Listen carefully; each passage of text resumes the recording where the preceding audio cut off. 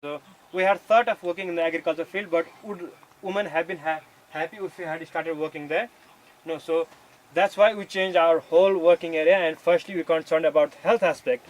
Then what we started to do was from some women who were going to school and who learned a little bit, we organized research on health issues. So she's one of the research assistant we had. She's from our village as well, and she traveled for like 10 days all around the village talking to every single woman, and we tried to find out what were the major health issues in the woman there. So we found out menstrual health and reproductive were the major health issues that the women were facing, and they cannot, it's really hard for them because there is no one that they can talk to really frankly about that. Our culture is not like Western culture where you could say everything, so they would keep hiding things inside. So when there is a woman facilitator asking them questions about their health in private, they really feel really happy and enthusiastic to share. So that's how we found out that women health, menstrual health and reproductive health was the major problem. And among reproductive health, uterus prolapse. You know uterus prolapse? Uterus prolapse. So this is when the uterus tries to come out of the body, and this is the really problematic situation where they cannot work, they cannot carry loads, and that was the major problem. So, and after that we talked with the local nearby hospital, and we were able to provide free surgery for 45. 9 full surgery, 45 secondary operation. So we are able to provide 9 full free surgery for 9 of the women who are having really big problem, and another secondary surgery for all the problems who are having problems. And after that, to cover other issues of health, we started to do women health camps where we have volunteers from Taiwan who are helping us with this project. So volunteers, they give their time, and Hasera and women group, we collectively generate resources and everything to conduct this health camp. So here we teach about yoga, hygienic practices, what is menstruation, why does it happen, you should not feel shy about this, reproductive health, everything. So we have 9 different groups from Taiwan every year, and and they stay for 10 days at Hasera. So those 90 days we focus on women health issues, and Taiwanese volunteers, they come up with the time that they can spare the time, and we provide resources for them to conduct those trainings and seminars there.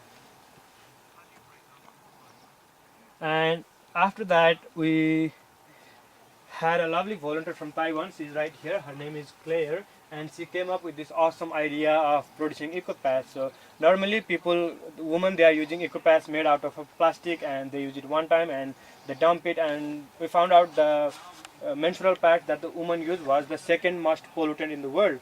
That was the second most pollutant that was found in the ocean. Apart from plastics and other things, that was the second most thing found in the ocean. So she came up with this awesome idea, and okay, we said we'll help you, we'll make a building for you, we'll find out women who can work for you. And then in this project, 10 women from the village are employed. So all the resources and all the things we use are almost organic or natural. We have to say that we try to find organic fabric, we try to find natural fabric, hand woven fabric, and things like that. And we try to take these pads to local level as much as you can, and this is also being sold in international level as well. And yeah, and these pads, they can be used from almost 3 to 5 years, so that's a really big help for health as well as environment. And after that, there were so many issues on health, education, and a lot of that. And after that, we started a women's learning center or a farmers learning center. So mostly there were women, and we will call different facilitators depending on the issues we want to talk about. And so they will gather every week, and then we'll have talking and seminars on different things. So it can be GMOs, climate change, or education, social issues, and a lot of that. And during this process, we found out that not everyone was equally participating. So some women would feel really comfortable to go in front and talk, but some women, they won't talk during the session, but they will find a private time outside of the session to talk. So we started thinking, why was that happening? And we found out that the major issue was the dress issue. So there is a tradition or thing that when people are participating in a seminar or workshop, they will try to dress as nicely as they can. They will put on their nice jewelry. For those women who have really nice jewelry, really nice clothes, they will wear it. But what for those women who don't have that? So if the women, they have some torn out clothes or they don't have a nice jewelry, they will feel shy to go in front and talk, right?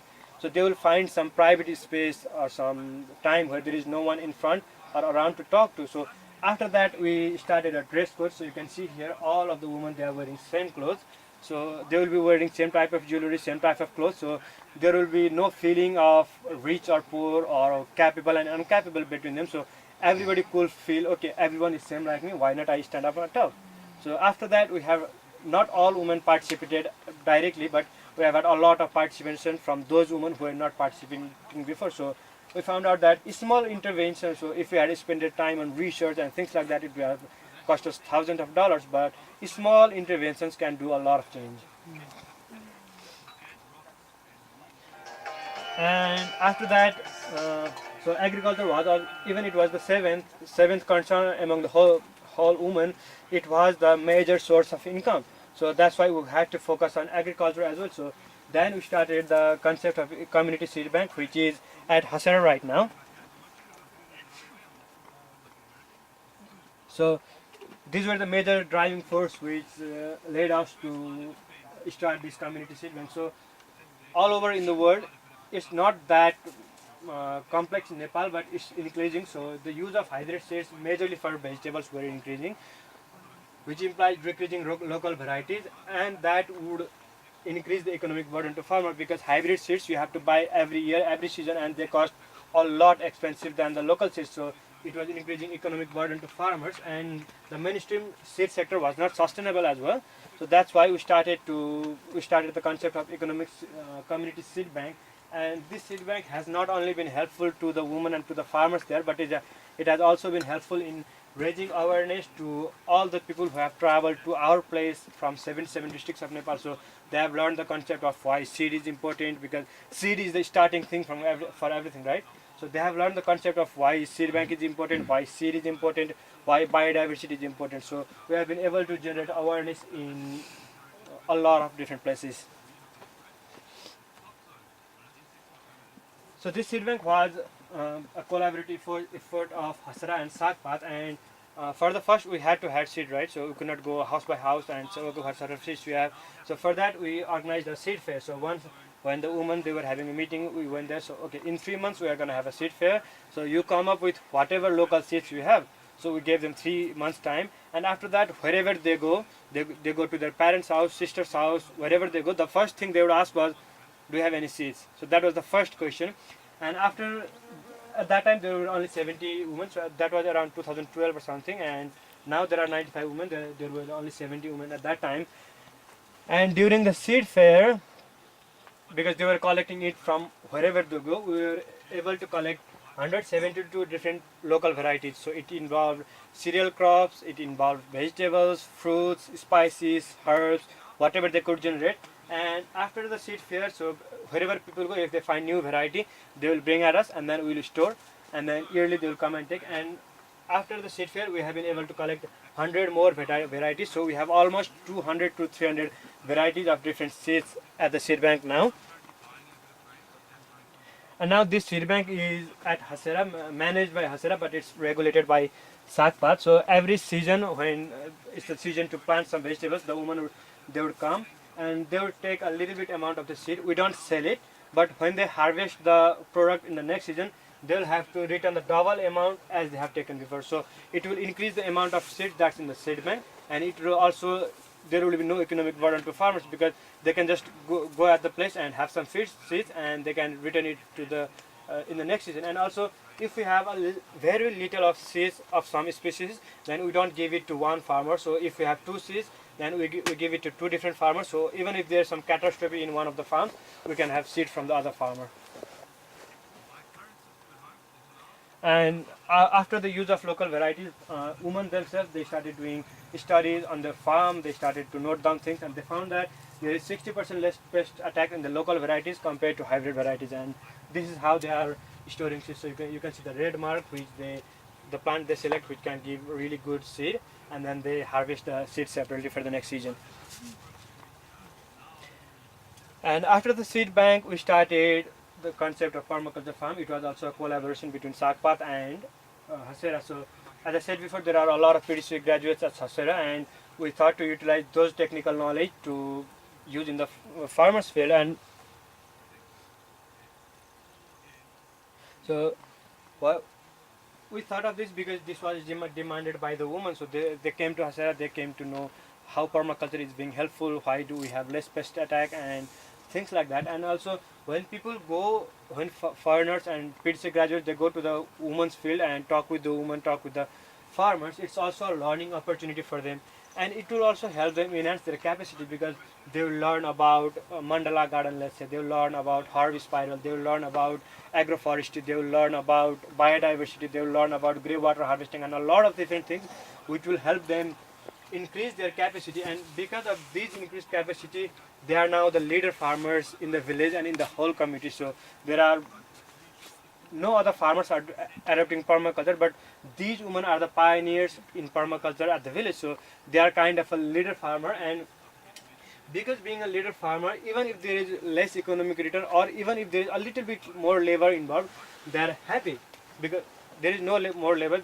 Still, they are happy because now they have had a new idea, a whole set of new idea in what agriculture actually is. Before it was just they go dig the field and there was nothing else, but now there is a whole other perspective. They get to look at agriculture, and respect to farming and farmers has also increased in the village.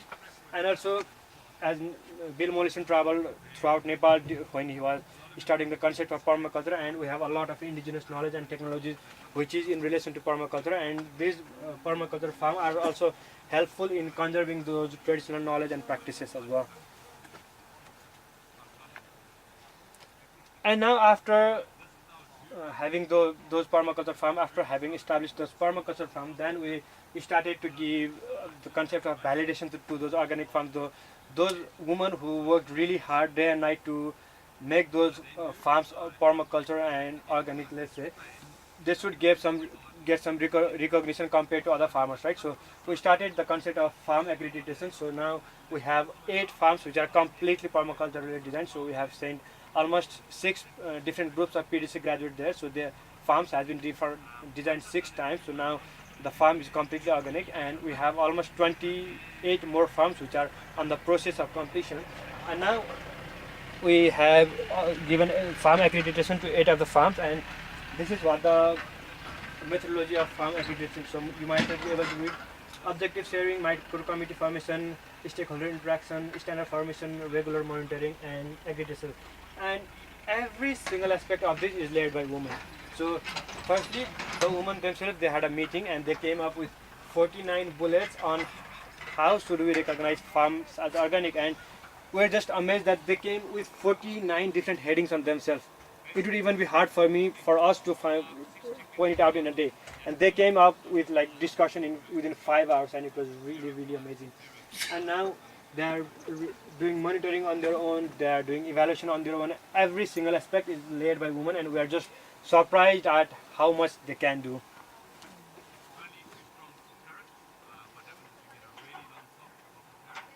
So after having permaculture farm, they have started to grow local foods, they have started to grow really healthy crops, and then we have started the concept of marketing as well. So marketing happens through Hasera. So we have started a small shop at Hasera, and there is a facilitator which is a woman among the women group. So this was the normal value chain that the farmers has to go through normally, but now after the producer gets 20 rupees more and the consumer has to pay 20 rupees less. So producer, they will come with their local varieties at a shop which is at Hasera, and there will be a facilitator who is one among the women group, and the facilitators get 10 rupees per each kilo they sell. So there is a income generation for those women who don't have land or those women who cannot work on the land. Also the farmers, they are getting 20 rupees more for the same products which others are selling in really low price.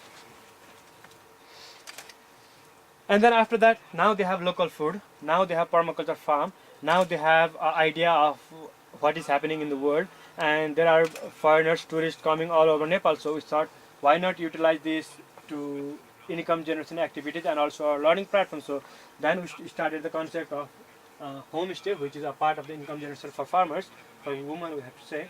And there are now those completely designed permaculture farms, 8 farms. They have started to host volunteers, and 20 farms which are yet to be completed, they are preparing to host volunteers for themselves.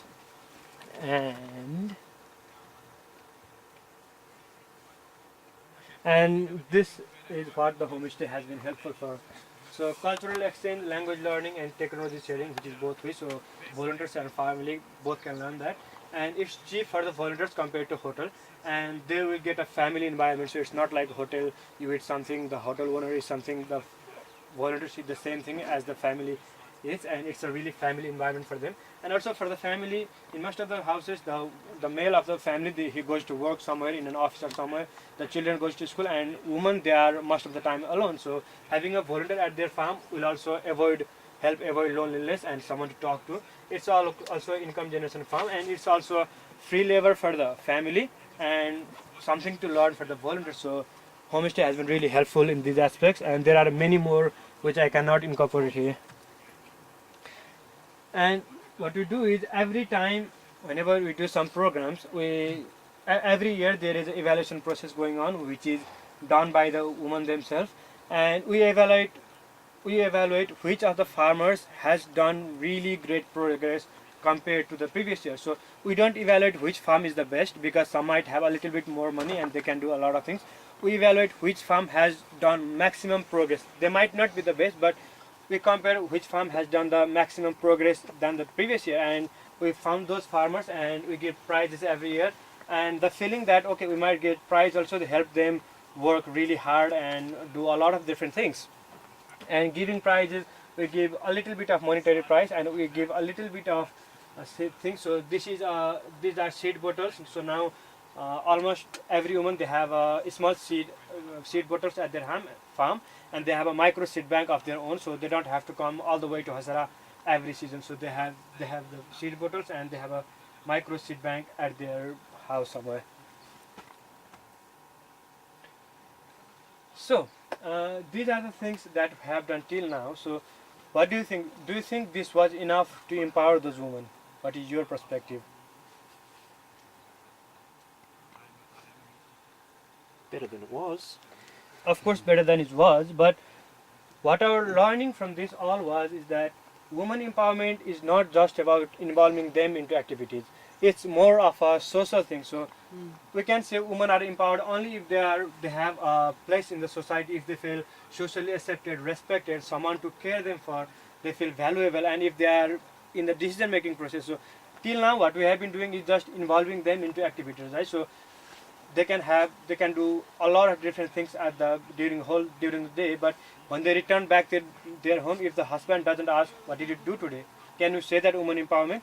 We cannot say that. We can just say that they have been involved into a lot of different activities, but that's not woman empowerment. So let's have a look at the short video.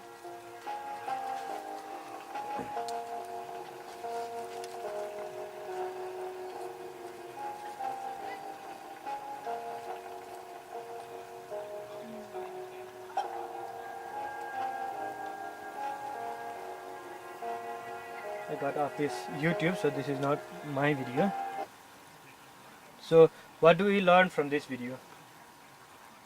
Men and women kind of collaborating. Yeah, kind of collaborating. So for women empowerment, for women to feel valuable and respected at the village, it's men, we should realize that women are a part of this nature too. We should realize that women are a part of this village too, and they have equal right to use these resources, equal right to enjoy this nature as much as we have. So until and unless men realize that concept, we cannot have women empowerment at all. So to have that, what we now started is, we have now started a children's club where, so this children's club we have started almost 3 years back, which is still running very smoothly.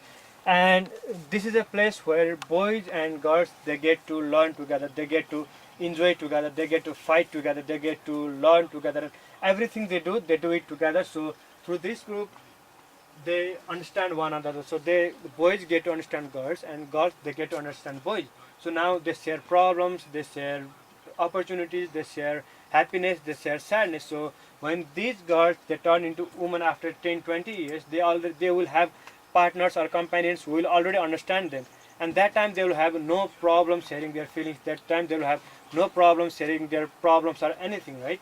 So women empowerment, we should not focus just on women, but we should start with those children who will be male and female when they grow up, or where they will be married when they grow up. So if the male of the family can understand the problem of the woman, then only you can achieve woman empowerment. Otherwise, you can just involve them into activities, and the rest would be the same.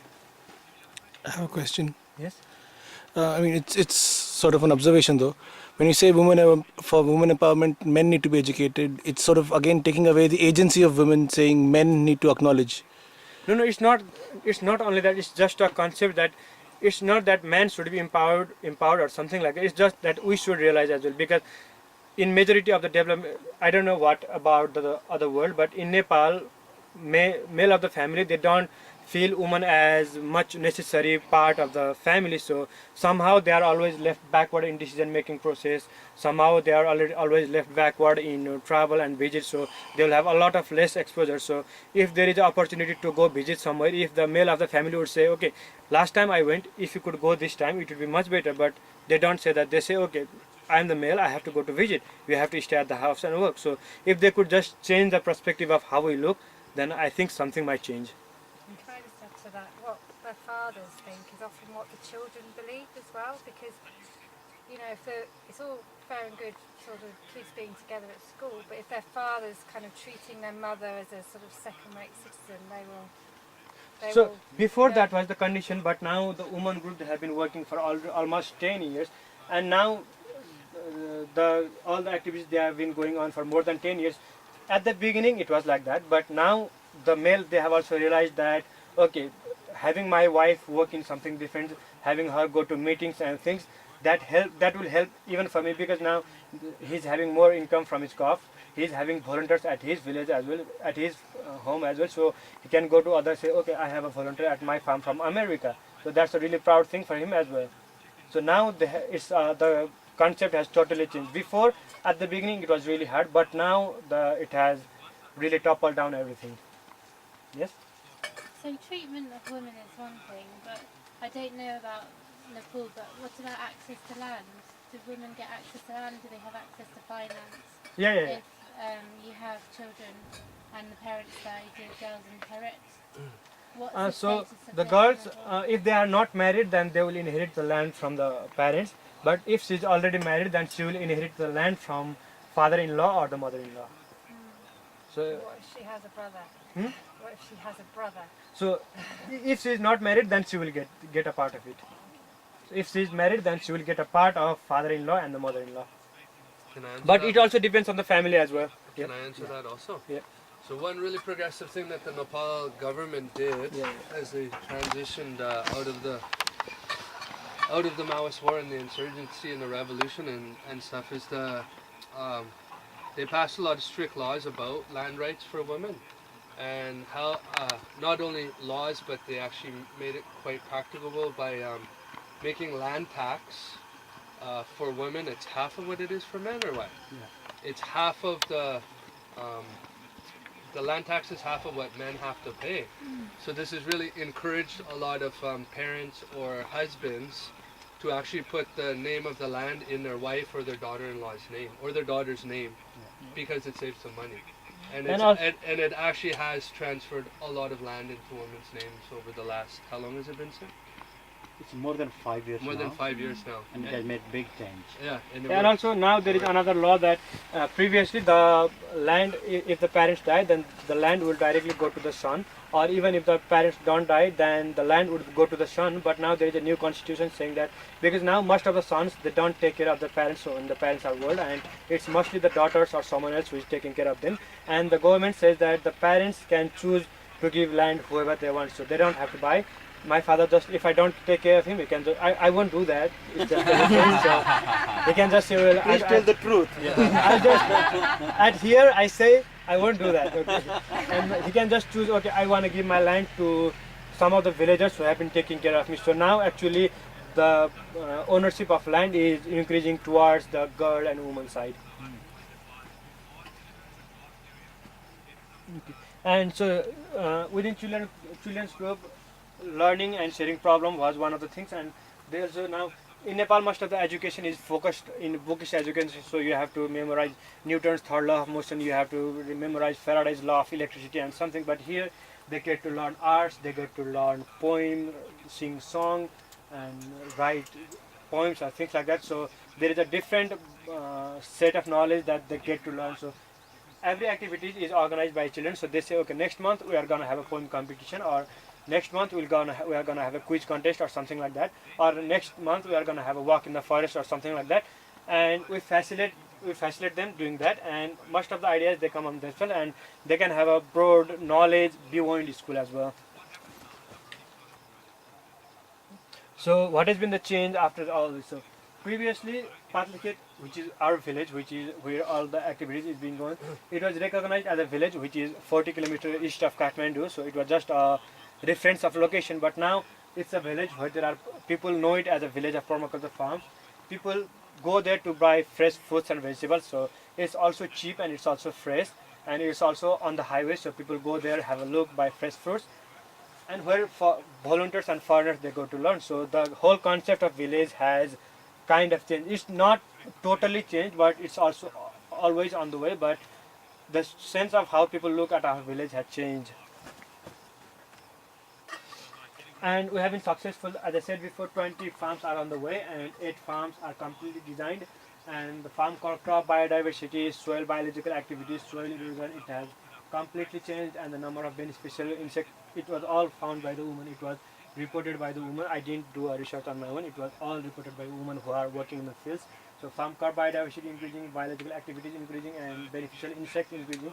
And also because they are now they are composting the weeds at its own place rather than bringing it all the way to the cow and taking the thing back again. And they have found small interventions after the design in the farm. So every day there is 1 or 2 less working time that the women have to spend on. So they can use it to either read or write or take rest or go to their neighbors and have a talk. So now they have 1 or 2 hours golden time every day. It might not be same for everyone. Some might have just half an hour. Some might have 2 hours. So it depends on the family as well. But it's just general. And now in the women now. So in my village there are different committees for water project, different committee for forest. There is a school development committee and a lot of different committee. And everywhere it's a part of the government rules as well. So government says that there should be 33% participation of women in every field. But now we don't have just participation of women, but we have participation of capable women who could go in the meetings and talk and share their ideas. So they have been really involved in decision making process. Now they are the stakeholder of the house as well. Before, the male of the family would decide everything. Okay, we'll do this tomorrow, do that tomorrow. But now the woman can say, okay, we are not doing that tomorrow because this. We will be doing that tomorrow because that's really important. So they are also the stakeholder of their house. And now they can lead their children. They can decide what's right and what's wrong for their children when they are not able to decide. So the children can look up to their mother and say, okay, mom, can I do this or not? And she can give a really good decision. And the women, they are really involved in social work. So from this group we have the women, they organized a fundraising campaign, and they collected almost $1,000, and from that we have developed a community temple, which is a community gathering center. Wherever we have some meetings or celebration going on, that's the place they gather on, and that was started by the women themselves. They collected funds on themselves, they organized the whole program on themselves, and they made a temple and community gathering center on themselves. And after all, the collaborative effect of Hasera and women's group has been successful till date. And it was all possible because of the hard working women we are blessed with. If the women were not interested, if they were not working hard, our projects, our activities, our thoughts would have just all been useless. And because those women worked hard, I am able to stand in front of you and say all this. And so a big thanks to all those women.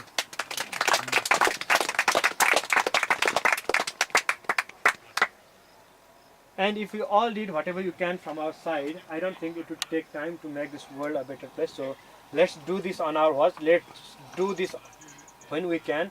Let's not leave it to our children, to next generation, to improve what we did bad. So thank you all. This was the end of my presentation. I hope you like it, and if you have some more questions, I'll be happy to receive them, even if I'm not able to answer them. Thank you. Any questions that will help me learn? Yes?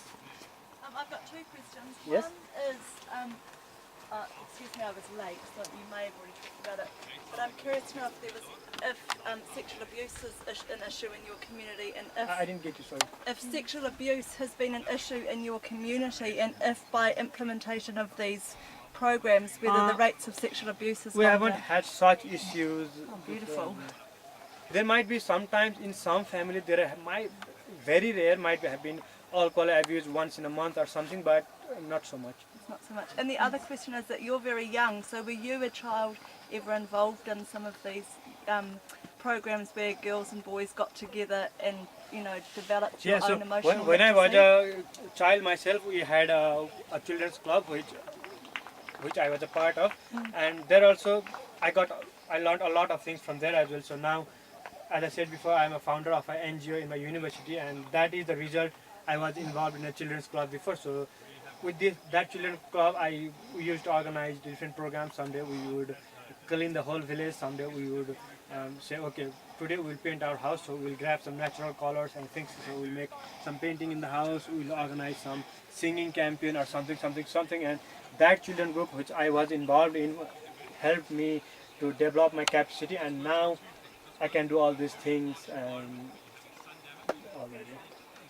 Sorry, Hi, yeah, so I thought your talk was fantastic. It was really inspiring to hear. I saw a presentation earlier on in the week. It was the Himalayan Permaculture project, and they also have a women's health project going on there. But it sounded from, so my main question is, so it sounds like in other areas of Nepal this kind of work isn't going on. Do you have plans of transferring what you do So to we are other parts of the also country? doing that a little bit, not in a broad sense, but as I mentioned before, we organize women health camps, and we have volunteers from Taiwan. So it's not possible to take the volunteers all around Nepal, but we are covering as much area. So someday we just travel 3 hours by bus, wake up early in the morning, travel 3 hours. So we have been able to cover almost a radius of 3 kilometers, like 10 kilometers now, but it's really hard to reach all the places of Nepal. But what we are doing is for all the we have a lot of women group training participate at Hasera, so we organize different training for women, and those women who come there, we teach them a part of like health education, yoga, menstrual hygiene, and when they go back they can transfer we are not directly involved, but we are just working as a middleman to transfer the knowledge to those women who can work when they go back to their village.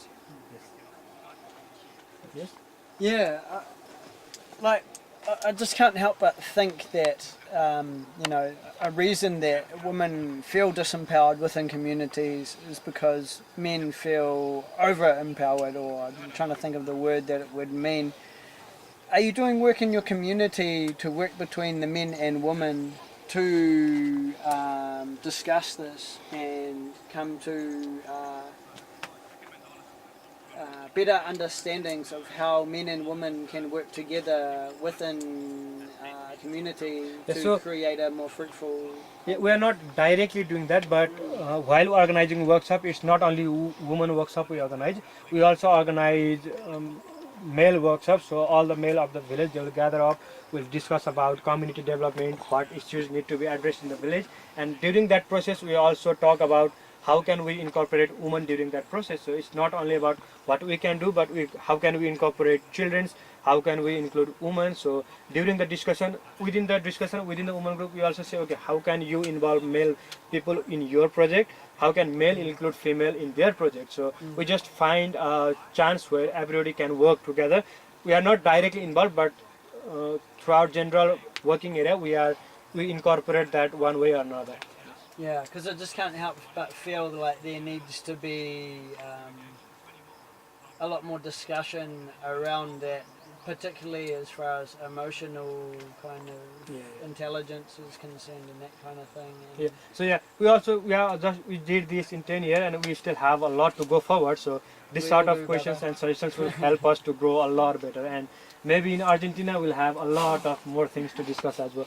Yes. So there's been a history of men repressing women in your culture. So why are you different? Is there someone that has influenced you, or how come? Yeah. So in my family, like in my village, like there are a lot of families which have like not a big quarrel among husband and wife. They have like short minor disputes among husband and wife. But me in my family, I have never, literally never heard my dad and my mom fight. Never. I don't know if they fight when I'm not around, but literally I've never heard them When fight. you are not around, I'm also with you. So I've never heard them fight. So that is what inspired me. And also I have been growing up in a permaculture farm, and I have been surrounded with people all like you who have a different ideology of thinking. So in my farm, there are people who think permaculture come. Wherever I go, there are people who think about permaculture and community surround me. And that has all been my exposure till now. And I think that is what has inspired me. So all people like you help inspire me. And thank you. Any more? Yeah, basically what he's sharing is not the project we are implementing, it's a way of life for us. We are the part of that village, we grew up, so it's not okay, it's the training. If there are 20 women and there is something issue to talk, we just start sharing with them. Okay, tomorrow morning at 8:30 to 9 we meet, we just meet. So we don't need any formality, it's not a project, we need to make a proposal, we need to make a report. It's the way of life, it's a way of social inclusion for us. Yeah, so there are man, woman, just because for the presentation we need to make a framework, so we make children part, this part, but there are, so man's, old age people, different age group people, they're all included. We do that in the festival, we do that in the, whenever there is some social happenings happening. So it's a part of our life. And that includes everything. And that's how we want to bring it. Because if we bring it as a project, then there are so many difficulties, so many formalities. But when you just bring it as a part of your life, everything goes smooth and easy and becomes steady and sustainable. So any more questions and suggestions and what we can do next after we go back? More?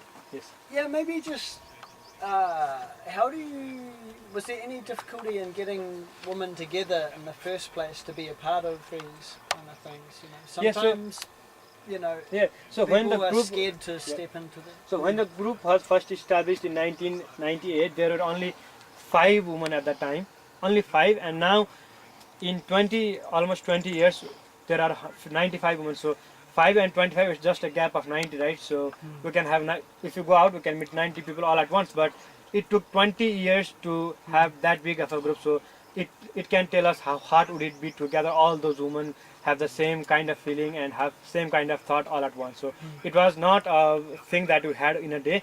We have been working for 20 years, and the organization is as old as me, I have to say, and in 20 years the group is of a member 95, and it would take another 20 years to make it 200, another 20 years to make it 400. Just to give you one example of the beginning day, when we were just starting and there are 5 women, as you say, we'd organize, we'd call upon for a meeting, but the family member would not let the woman to join the meeting. So what women would do is, they really want to join the meeting, but family don't give the permission. Or even if family say it's a social, can I go to the meeting? If I go to the meeting, what others would say? It's a social stuff. It's not only the permission, it's even inside you. So what they would do is they would pretend like they would carry a basket, a sickle, so pretend like they are going to cut grass in the field.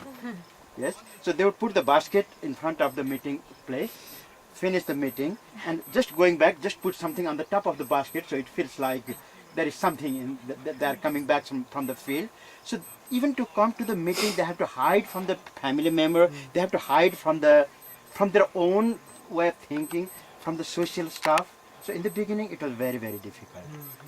And slowly when they figure out, okay, going to the meeting, being together with other women is nice, they started to be a little bit confident, and family member also, going there doesn't harm anything, it's good, she come back with learning.